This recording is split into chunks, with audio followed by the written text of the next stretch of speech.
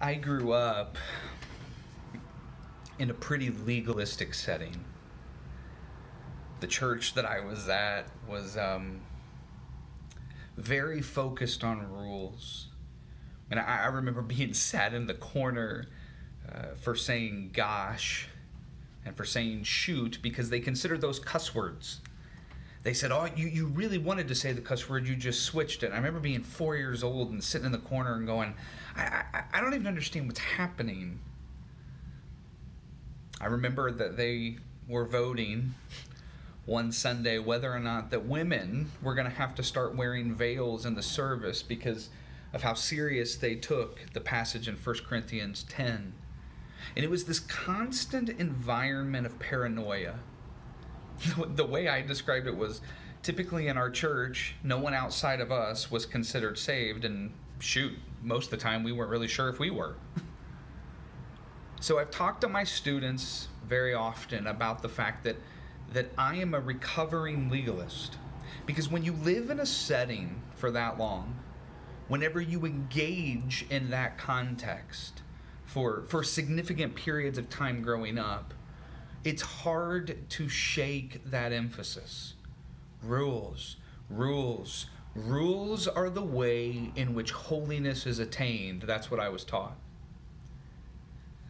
This morning, though, I want to wrestle with Colossians chapter 2. The goal that I'm after is not whether or not we should have rules. I think we should in the church. But it's what we think those rules are actually accomplishing.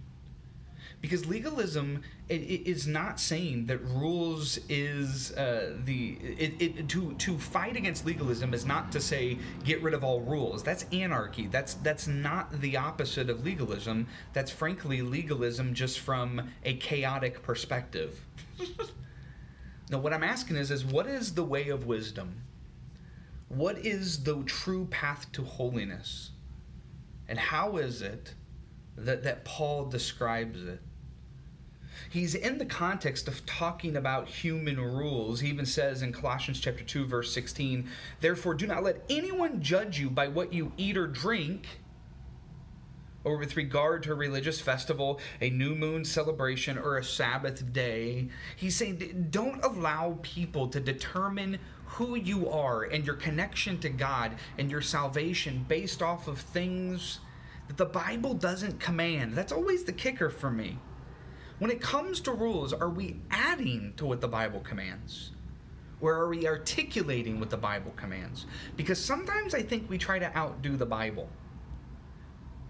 He goes down to verse 20 and he says, since you died with Christ to the elemental spiritual forces of this world, why, as though you still belong to the world, do you submit to its rules? Why do you submit to the world's rules? And here's the thing that is crazy for me.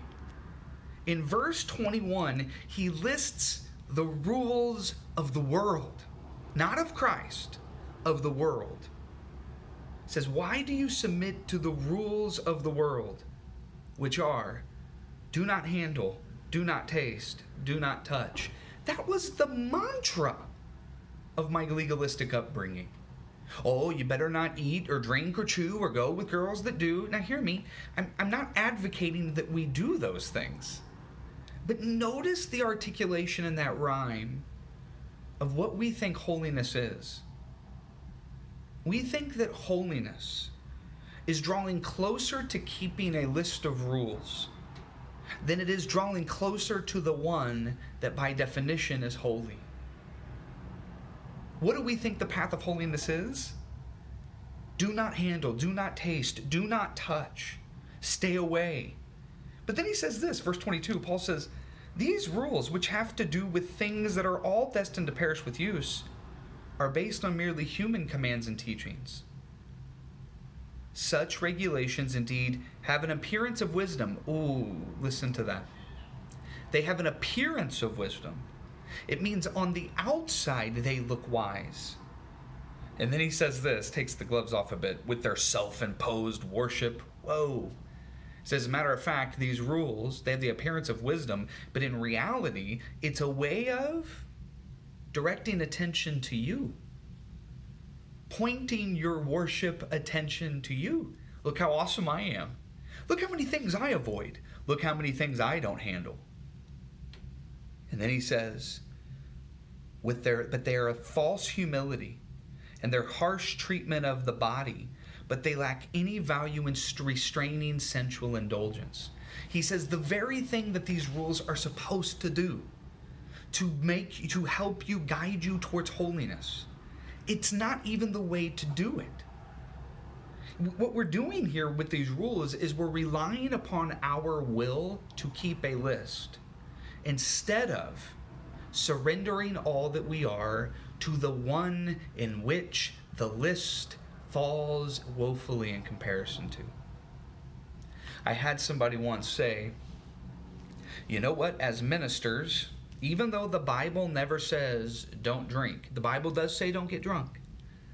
But they said, even though the Bible doesn't say don't drink, which is true, they say we should realize that whatever leaders do, people will do one or two steps beyond us. Therefore, it is wise for us to not drink at all. I understand where their heart is, and so I'm sympathetic to it. I understand the logic on the surface, and therefore I'm empathetic to it. As a matter of fact, I have believed that and practiced that for many years of my life. But let me be as honest as I can be. If our wisdom, if what we label as wise goes beyond what the Bible actually articulates as wise, then maybe even though we're trying to make things more stringent, trying to make things more strict, we're actually causing greater problems than we even understand. Because while our rules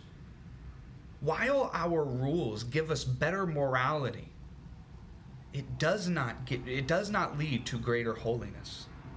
Holiness is found by diving deep into Christ, by ultimately pressing yourself in worship of Him completely into Him, being attached to the vine, being one with Christ as the Father and the Son are one. These are the things that Christ is teaching, Christ is talking about. Or 1 Peter says, for us to partake in the divine nature, eternal life is more about a person than it is about a place. And living life on this earth, holiness, is more about that same person than it is a list of rules. What I have found is the more that we press into Jesus, the more I look like Him. And at that point, the rules take care of themselves. I love you guys. Have a good week.